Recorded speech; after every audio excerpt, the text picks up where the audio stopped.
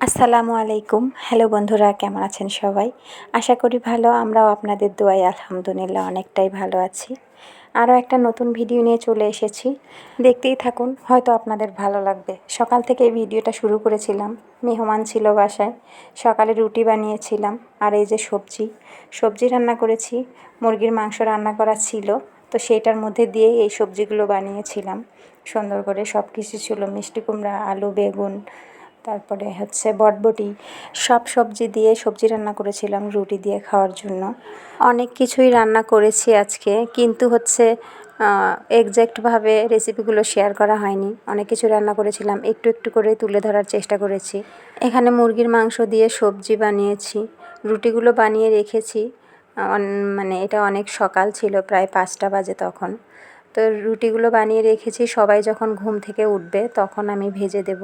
এদিকে সবজি হচ্ছিল, আর এদিকে আমি বুট ভিজিয়ে রেখেছিলাম।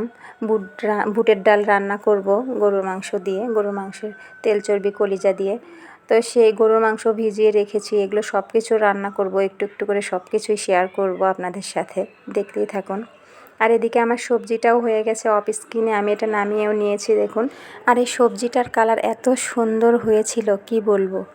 দেখুন, আপনারা নিজেরাই দেখুন, খুব সুন্দর একটা কালার চলে এসেছিল সবজি রান্নার।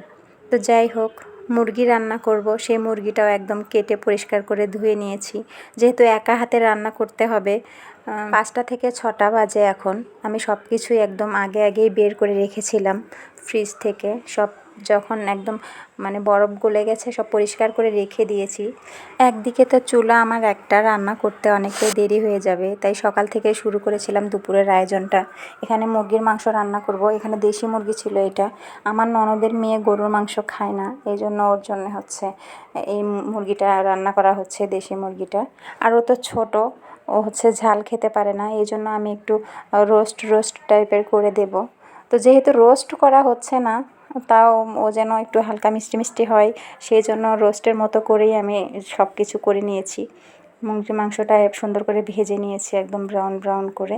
তারপরে এর মধ্যে টক দই দেওয়ার জন্য, বাসায় তো টক দই ছিল না, গুঁড়া দুধ ছিল। ওর মধ্যে আমি 1 টুকরা লেবু চিপে পানি দিয়ে এটা একটু ঢাকনা দিয়ে ঢেকে রেখেছিলাম। এটা ওর মধ্যে অ্যাড করে দেব। টক দইয়ের বিকল্প হিসেবে আমি এটাই ব্যবহার করি ম্যাক্সিমাম সময়ই, কারণ এই জিনিসটাই আমার কাছে সহজ মনে হয়। এই যে এই গুঁড়া দুধটা আমি গুলিয়ে নিয়ে এর মধ্যে লেবু চিপে এটা ঢাকনা দিয়ে ঢেকে দেব। আর এটা অনেক সুন্দরভাবে দিলে একদম টক দইয়ের কাজ করে। আর এদিকে মুরগিগুলো ভাজা হয়ে গেছে, এগুলো উঠিয়ে নিয়ে আমি পেঁয়াজ ভেজে নেব ওই তেলের মধ্যে দিয়েই। যেহেতু ছোট মানুষ খাবে, এটার বেশি ঝোল রাখাও যাবে না, রাখা লাগবে না। এটা কচি মুরগি ছিল একদম। তো এর মধ্যে পেঁয়াজগুলো সুন্দর করে ব্রাউন করে কাটা পেঁয়াজগুলো ভেজে নিয়ে ওর মধ্যে বাটা পেঁয়াজগুলো দিয়ে দিলাম। আর ওর মধ্যে সব ধরনের মশলাগুলো দিয়ে দিয়েছি। আমি কোনো প্রকার এটা রোস্টের মশলা ইউজ করিনি, সব আমার ঘরের মশলা, আদা বাটা, রসুন বাটা, পেঁয়াজ বাটা, জিরার গুঁড়া, এলাচ, দারচিনি সব কিছু দিয়ে এর মধ্যে আমি মশলাটা কষিয়ে নিয়ে তারপরে মুরগির মাংসটা দিয়ে দিলাম। আর মুরগির মাংস যেহেতু আলাদা করে ভেজে রেখেছি, এইটা এখন সুন্দর করে নাড়াচাড়া করে নেব।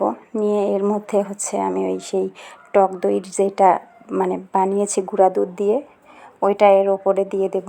দিয়ে ভালোভাবে নাড়াচাড়া করে নেব। তবে একটা কথা, এর মধ্যে আমি একদম হলুদ ইউজ করিনি, হলুদ দিইনি। রোস্টেড টাইপেই কিন্তু ওই দেশি মুরগি, কচি মুরগি, তাই এইভাবে কেটে নিয়ে রান্নাটা করেছি। প্রথমে ভেবেছিলাম দেশি মুরগির পাতলা ঝোল করব, পরে শুনতে পাইলাম যে ও গরুর মাংস খাচ্ছে না অ্যালার্জির জন্য, এই জন্য এইভাবে রান্নাটা করতেছি। আমি এর মধ্যে হালকা চিনি অ্যাড করেছি একটু মিষ্টি মিষ্টি হওয়ার জন্য, সেটা তো আগেই বললাম। আর এই মুরগির মাংসটা একটু মাখা মাখা টাইপের হবে, সেটা এর সামনে দেখতেই পাবেন আপনারা। দেখুন, এর মধ্যে আমি সামান্য পরিমাণ ঝোল অ্যাড করে দেব, এই যে সামান্য পরিমাণ। আর এইটার নাড়াচাড়া করব। আর এর মধ্যে থেকে যে কালারটা বের হবে, একদম মাশাআল্লাহ অনেক সুন্দর হয়েছিল রান্নাটা, অনেক সুন্দর। সেম প্রসেসে একদম ঘরোয়া মশলা দিয়ে এইভাবেই রোস্ট রান্না করলেও অনেকটা মজাদার হয়। আমি বাইরের কেনা মশলা রোস্টে না দিয়ে এইভাবে ঘরোয়া মশলা দিয়েই আমি রোস্ট রান্না করার চেষ্টা করি। এর ওপরে নামানোর আগে আমি দিয়ে দিচ্ছি 1 টেবিল চামচ ঘি। আর ঘিটা দেওয়ার জন্য এর ফ্লেভারটা মাশাআল্লাহ আরও অসাধারণ হয়েছিল, অনেক সুন্দর হয়েছিল। এই যে দেখুন, আমার রান্নাটা শেষ। আমি এখন নামিয়ে নিয়ে এটার ফাইনাল লুকটা আপনাদের দেখাচ্ছি। কি বলবো, খেতে এতটা মজাদার হয়েছিল, অনেক সুন্দর হয়েছিল আর কালারটাও অনেকটা সুন্দর হয়েছে। আমার মোবাইলের ক্যামেরাটাও খুব বেশি ভালো না, তারপরেও অনেকটা ভালো এসেছে। তো এখানে গরুর মাংস রান্না করার জন্য আমি গরুর মাংসটা মাখিয়ে দিয়েছি, মাখিয়ে এটাতে উঠিয়ে দেবো। এখন অফ স্ক্রিনেই গরুর মাংসটা আমি সব মশলা দিয়ে মাখিয়ে দিয়েছি, এটা উঠাই দেব।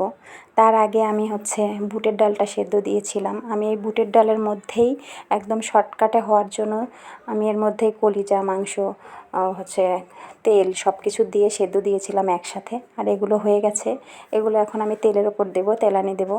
তার জন্য এখানে আমি পেঁয়াজ ভেজে নিচ্ছি বুটের ডালটা তেলানি দেওয়ার জন্য। এখানে পেঁয়াজ দিয়েছি, রসুন দিয়েছি, আর সুন্দর করে ব্রাউন ব্রাউন কালার হয়েছে। আর সেই সময়টাতে কারেন্ট চলে গিয়েছিল, এই জন্য কালারটাও খুব একটা ভালো আসেনি, অন্ধকার অন্ধকার টাইপের এসছে। তারপরেও দেখেন অনেকটাই ভালো লাগতেছে দেখতে। বুটের ডালটা আমার তেলানি দেওয়া হয়ে গেছে, রান্না শেষ। আর এটার ফাইনাল লুকটা দেখেন কত সুন্দর, একদম অনেক সুন্দর। এক হাতে রান্না করছি, এক হাতে ভিডিও করছি, কি ছেড়ে কি করব নিজেই বুঝতে পারিনি। অফ স্ক্রিনে এদিকে আমার গরুর মাংসটাও হয়ে গিয়েছে। এই যে দেখুন, অনেক সুন্দরভাবে গরুর মাংসটা আমি রান্না করেছি, এই যে দেখতেই পাচ্ছেন। যেহেতু গরুর মাংসটা আমি আলাদা করে সব মাখিয়ে দিয়ে রান্না করেছি, তাই এটাকেও এখন আমি তেলানি দেব। পেঁয়াজ, রসুন, তেজপাতা সব কিছু ভালোভাবে ব্রাউন ব্রাউন করে ভেজে নিয়ে তারপরে মাংসটা ওর উপরে দিয়ে দেব। তো একদিকে রান্না করা, একদিকে ভিডিও করা, আমি পুরো হাঁপিয়ে উঠেছি। তাই মাঝে মাঝে হয়তো কিছুটা বাদও পড়ে গেছে। সেই দেখুন, অনেক কারেন্ট চলে গিয়েছিলো, এই জন্য অনেকটাই অন্ধকার। জানলা খুলে দিলে অনেকটাই বাতাস চলে আসে আমার। রান্নাঘরের জানলাটা আমি খুলতে পারি না, জানলা খুলে দিলেই অনেক বাতাস আসে, চুলোটা বন্ধ হয়ে যেতে ধরে। এই জন্য কারেন্ট গেলে খুব সমস্যা হয়ে যায়, আমার লাইটের খুব প্রবলেম। তারপরেও গরুর মাংসর কালারটা দেখেন কতটা সুন্দর চলে এসছে। দেখুন, আমি ভিডিও করতেছি ঠিক, কিন্তু ভাজনিটা সরানোর কথাই ভুলে গেছি। তো কী আর কীভাবে ভিডিও করেছি এটা একটু কষ্ট করে দেখে নিন। অনেক সুন্দর এসেছে কালারটা, অনেক সুন্দরভাবে রান্নাটা হয়েছিল। সব রান্নাগুলোই অনেক ভালো হয়েছিল। এটা আমার কথা ছিল না, এটা গেস্টরা খেয়েই বলেছিল অনেকটা সুন্দর হয়েছে। তারপরে আমি রান্না করছি ভাত। পোলাও রান্না করব, সাদা পোলাও। তারপরেও আমার শাশুড়ি বলল একটু ভাত রান্না করো, কেউ যদি পোলাও খেতে না চায় তাদের জন্য ভাত করো। তো তাই করতেছি, রাইস কুকারে ভাত উঠাই দিচ্ছি। আর এদিকে বর আসার সময়, অফিস থেকে আসার সময় একটা বড় রুই মাছ নিয়ে এসেছিল, সেটাও কাটাকাটি করতে হবে। এই যে দেখুন, এটা এখন কাটাকাটি করে ওইটাও রেখে দেবো ফ্রিজে। যেহেতু প্রায় অনেক কিছুই রান্না হয়েছে, সকালবেলা রুটি দিয়ে খাওয়ার জন্য যে সবজিটা করেছিলাম সেটারও প্রায় অর্ধেকটা রয়ে গেছে। বুটের ডাল হয়েছে, গরুর মাংস হয়েছে, মুরগির মাংস রান্না করেছি। এই জন্য আর মাছটা এখন রান্না করব না, এটা রাতের বেলা রান্না করার জন্য রেখেছিলাম। যেহেতু মাছ শুধু কাটা ফেলে নিয়ে আসে আমাদের, তাই বাসাতেই আমি সুন্দর করে পিস পিস করে কেটে ধুয়ে একদম সুন্দরভাবে রেখে দিই। তো আমি যখন এই মাছটা কাটছিলাম তখন শুধু পোলাও রান্না বাকি ছিল। তো মাছটা কাটা শেষ, ধোয়া শেষ করে রেখে দিয়ে আমি এখন এটার পোলাও রান্না করব। আমি একটু ভিন্নধর্মীভাবে পোলাও করেছিলাম, জানি না এভাবে কেউ করে কি না, কিন্তু আমি এইভাবে করেছি, খুব ভালো লেগেছে। শর্টকাট রান্না, একদম সুন্দরভাবে, অনেক সহজেই শর্টকাটভাবে। এদিকে ভাত হয়ে গিয়েছে, আর এদিকে আমি পোলাওর জন্য পানি উঠাই দিয়েছি। এই পানিটা যখন বলক উঠে যাবে তার মধ্যে আমি দিয়ে দেব চালটা। এটা অন্যরকমভাবে একটা পোলাও রান্না, আমি অন্য একদিন এটার আলাদাভাবে রেসিপি শেয়ার করব। যখন একদম বলক উঠে গিয়েছিল পানি, তখন আমি এর মধ্যে চালটা দিয়ে দিয়েছি। আর যেহেতু আমার ক্যামেরা ধরার কেউ নেই, নিজেই ধরতে হয়, নিজেই ভিডিও করতে হয়, নিজেই বানাতে হয়, এই জন্য আমি চালটা দেওয়ার পরে ভিডিওটা দেখাইলাম, বোঝা যাচ্ছে। ওর মধ্যে আমি তেজপাতা আর এলাচটা দিয়ে দিয়েছি। আর এদিকে তেলের মধ্যে আমি পেঁয়াজটা ভেজে নিচ্ছিলাম। এটাই আমি এখন সুন্দর করে ভাজা হয়ে গেলে এই সাদা পোলা যেটা আমি রাইস কুকারে উঠাই দিয়েছি, এই পেঁয়াজটা আমি এখন এর মধ্যে ঢেলে দেবো। এই যে, এতে করে অনেক সুন্দর একটা ফ্লেভারও আসে আর অনেক সুন্দর খেতেও লাগে। এটা সুন্দর করে নাড়াচাড়া করে দেব। আর ওর চালের মধ্যে আমি উঠে দেওয়ার সময় হালকা পাতলা একটু লবণ দিয়েছিলাম। এটা নাড়াচাড়া শেষ হয়ে গেলে এর ওপরে আমি একটু ঘি দিয়ে দেব। এর ওপরে তেলের মধ্যে পেঁয়াজটা দিয়ে এর ওপরে দেওয়াতে যে বেরেস্তার যে গন্ধটা, এটাও থেকে গেল। এর ওপরে আমি দিয়ে দিলাম সেম প্রসেসে করা মুরগির যে রোস্টে আমি যেভাবে দিয়েছিলাম টক দইটা, ওইভাবে গুঁড়া দুধ লেবু চিপে দিয়ে সেই টক দইটা এর ওপরে দিয়ে দিলাম। দিয়ে এটা এখন নাড়াচাড়া করে দেব। আর এর ওপরে দিয়ে দেব আমি হচ্ছে ঘিটা। আর ঘিটা দিয়ে যখন সুন্দর করে নাড়াচাড়া করে একদম ঢেকে রাখবো, আর এটা মানে খাওয়ার সময়ে এত সুন্দর একটা ফ্লেভার আসছিল, আমার ননদের মেয়ে বলতেছিল অনেক সুন্দর হয়েছে। ছোটো বাচ্চারা কখনো মিথ্যা কথা বলে না, খেতে নাকি অনেক ভালো হয়েছিল। এই সেমভাবেই আমি ওরা যাওয়ার আগের দিন আবার রান্না করেছিলাম। এই মানে সাদা পোলাওটা এইভাবেই রান্না করেছিলাম, ওর অনেক মজা লেগেছিল তাই। তো এইখানে সালাদ কেটে নিয়েছি, শসা লেবু কেটে নিয়েছি, সব কিছু রেডি করে দিয়েছি, খেতে দেব। তো এতক্ষণ যারা আমার সাথে আছেন সবাইকে অসংখ্য ধন্যবাদ, অনেক অনেক ভালোবাসা। আমার ভিডিওতে যদি ভালো লেগে থাকে অবশ্যই একটা লাইক করবেন, কমেন্টস করবেন। যারা যারা আমার চ্যানেলে নতুন, চ্যানেলটা সাবস্ক্রাইব করে পাশে থাকা বেল বাটনটা অল করে দেবেন, যাতে আমি নতুন কোনো ভিডিও ছাড়ার সাথে সাথেই আপনি পেয়ে যান। শসা লেবু কাটা শেষে মানে আয়োজন সব শেষ, এখন আবার দেওয়ার পালা। তো সব কিছু সবাইকে খাবার দেওয়া শেষ করে আমি লাস্ট এই ভিডিওটা বানিয়েছিলাম। দুঃখের বিষয়, ভিডিওটা বানাতে গিয়ে আমার মোবাইলের চার্জ ফুরিয়ে গিয়েছিল। মোবাইলের চার্জের কারণে রান্না করলাম ঠিকই অনেক কিছু, কিন্তু খুব ভালোভাবে শেয়ার করতে পারিনি। যেটুকু করেছি সেটাই দেখিয়ে দিচ্ছি। এই যে লেবু, শসা, তারপরে হচ্ছে সবজি,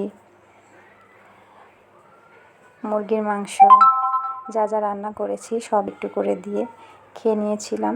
আজকের ভিডিওটা আর না বাড়াই, আপনারা সবাই ভালো থাকবেন, সুস্থ থাকবেন, আমার জন্য দোয়া করবেন। সবার ভালো থাকা, সুস্থ থাকা কামনা করে আজকের ভিডিওটা আমি এখানেই শেষ করছি। দেখা হবে আবার নেক্সট ভিডিওতে, ততক্ষণ সবাই আমার জন্য দোয়া করবেন। আল্লাহ হাফেজ।